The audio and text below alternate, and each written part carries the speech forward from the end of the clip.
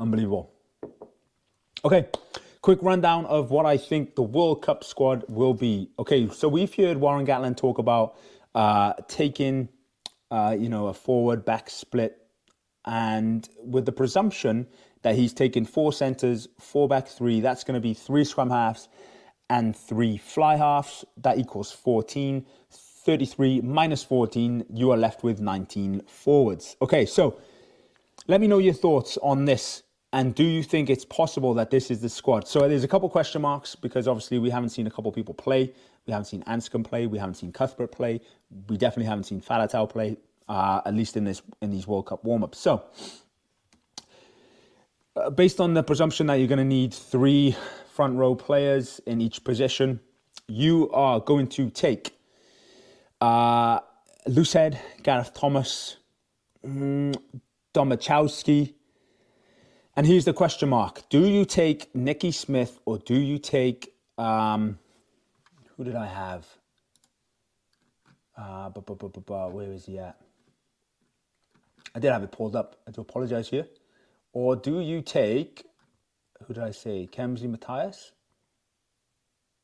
Yes. Okay, Gareth Thomas, Domachowski, I think, put his hand up. And then you're left with either Nicky Smith or Kemsley Matthias. Now, here's the thing. Nicky Smith is obviously the lot more experienced of the two. But do you go... Here's the thing. Let me know. Do you go into this World Cup with the presumption that we also need to build depth for not only the Six Nations, but for years to come? So with that being in mind, do you take Kemsley Matthias instead of Nicky Smith? Let me know. There's a couple more question marks. At tight head, I think your first choice is Francis. Your second choice is probably Dylan Lewis. And then, here's the toss-up. Do you go for the future and pick Azarati? Or do you go maybe with the more polished scrummager, but who's maybe at the tail end of his career in Henry Thomas? Question mark. Hookers, if Dewi Lake is fit and injury-free, he's your starter. And then I think Sam Parry has done enough and put his hand up to also be on that team. And then you are left with either Elliot Dee or Ryan Elias. And that's a tough one because they're very, very similar players. So that's a question mark for me, but it's obviously between one of those two. At locks, probably going to take 4, maybe. But here's the thing. With a couple of hybrid players in Chunza and Plumtree, you could end up with 5 and 5, but also 6 and 6, if that makes sense.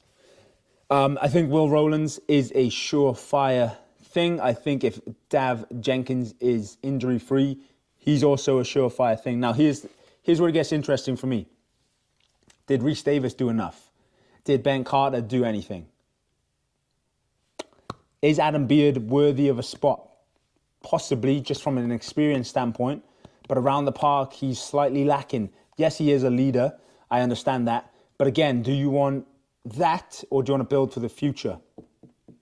If you want to build for the future, you go Will Rowlands, Dav Jenkins, Chunza and Rhys Davis. Do you not?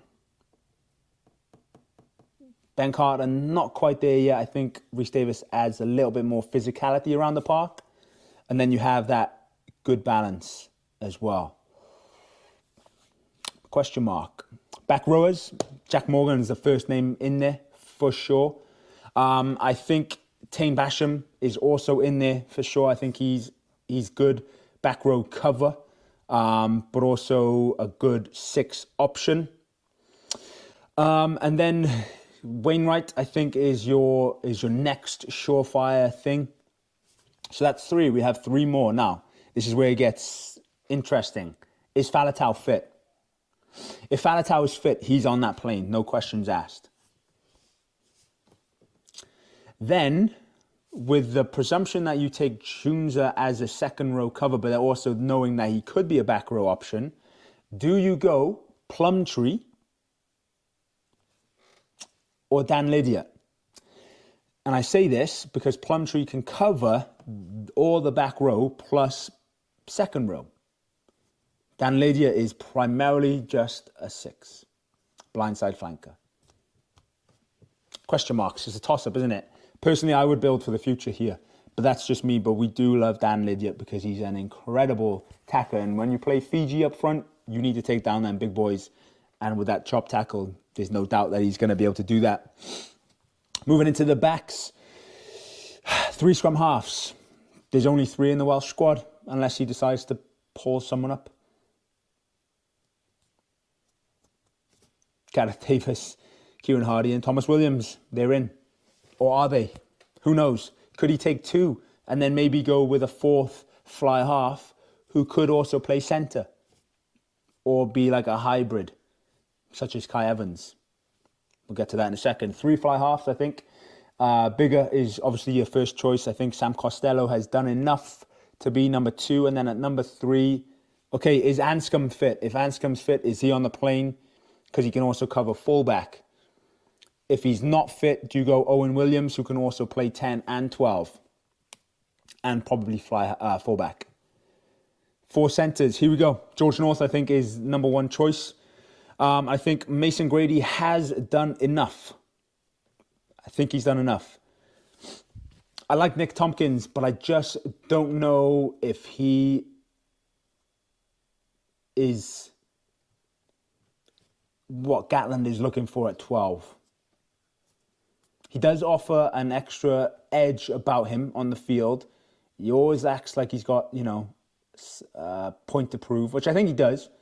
But again, he's a class player. He plays for Saracens, top flight rugby all the time. And we know what he's capable of. He's got the experience. Did Johnny Williams do enough today? And then, so that's 3. And then I think you're left with Max Llewellyn or Roberts. I think Roberts did a very good, showing against England last week. So we'll see.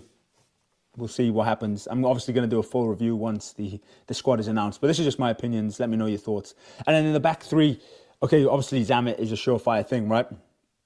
Dyer is probably a surefire thing. With Liam Williams being pulled out from today, he's definitely a surefire thing. So then you're 3, and then you have 1 left. But again, you can pick and choose if you go with 2 scrum halves maybe, and then add in the 4th fly half / hybrid player.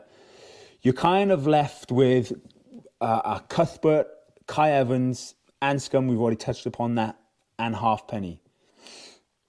I think Halfpenny is probably on the plane purely based on long-range kicking ability and experience. But then you're looking at maybe pulling out a fly half option because you have Halfpenny who can kick as well. So there's lots to choose from. It depends on obviously the strategy that Gatland wants to go in with. And we'll see on Monday. So anyway, that's my full World Cup squad 33 player review and my take on Wales v South Africa. I understand this was a long video. I do apologize. I do ramble. Maybe I should have broken this up into 2 videos, but there we are. Again, if you're new here, hit that subscribe, give me a thumbs up, leave your comments below if you think that team is an accurate assumption, and let me know your thoughts on the game. Diolch yn fawr. Thank you very much. I'll catch you all very, very soon.